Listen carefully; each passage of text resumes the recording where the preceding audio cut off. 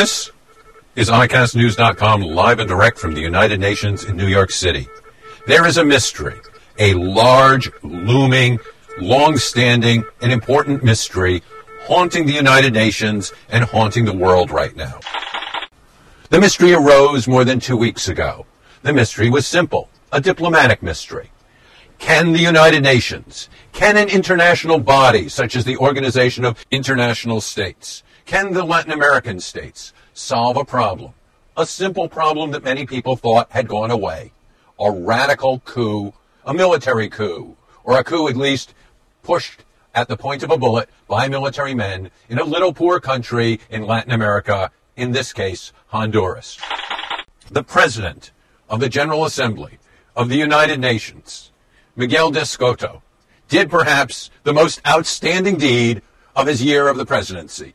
He brought the victim of the coup, a man pushed out of his presidential palace in his pajamas, a man who was on a cell phone, who was told by soldiers, "Mr. President, put down that cell phone," pushed in his pajamas as a real pajamaista onto an airplane out of his country, suddenly appeared in a very expensive suit before the General Assembly of the United Nations, and had every country, from Venezuela to Cuba to the United States, express sympathy and support for his situation.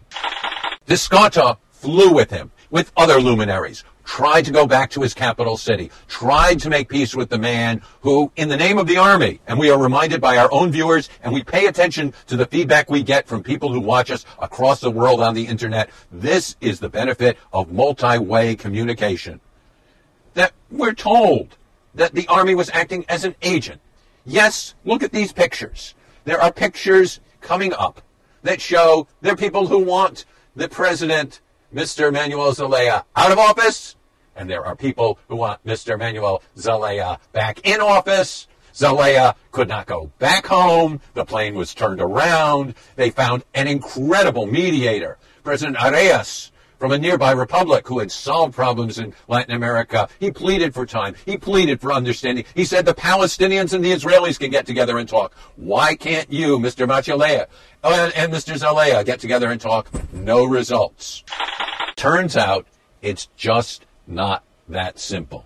And in fact, they are now looking for Big Brother, the United States, which has so long solved so many problems in Latin America, to come in and exercise its big muscle. Not only taking out money for the military, but $188 million in other money supplies as a way of pressuring the interim government to accept Mr. Zelaya back for an interim period.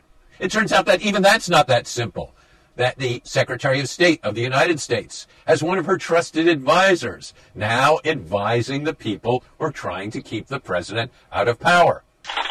President or ex-President Zelaya is now calling for days of rage, for unrest down in his little beleaguered country of Honduras. What will happen this weekend? So far, the mystery is that diplomacy out of the United Nations, out of the Organization of American States, out of Latin American countries that can boast a Nobel Prize winning negotiator, have absolutely failed to peacefully resolve this conflict. The Americans, President Arias, and others are pleading patience. Patience. The time that the President Zelaya has left in office is ticking away. The time to a new election is ticking faster. Resources are being spent.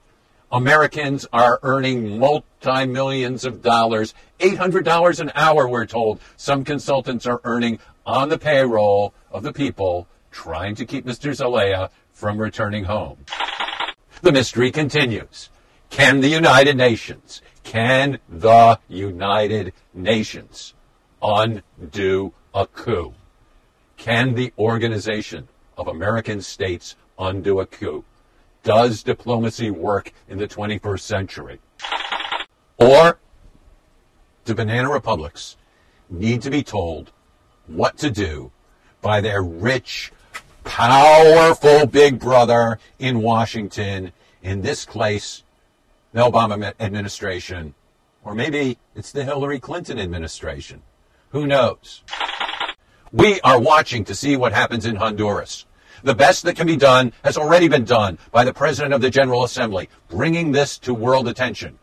He's an agitator, not a negotiator. The President of Costa Rica is a great negotiator. Still, the mystery persists. The United Nations, the organizations of American states, have not been able to undo a coup in a small, poor Latin American country. What will happen? Can the United Nations do anything?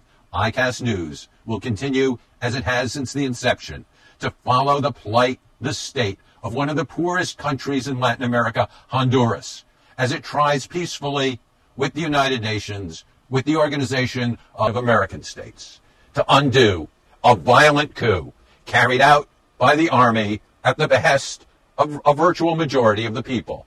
The other part of the majority wants President Zelaya back. Will he come back? Will he come back in one piece? Will he come back without bullet holes? We will watch this for you, live and direct from the United Nations on ICASTnews.com. I'm Jonathan Sanders.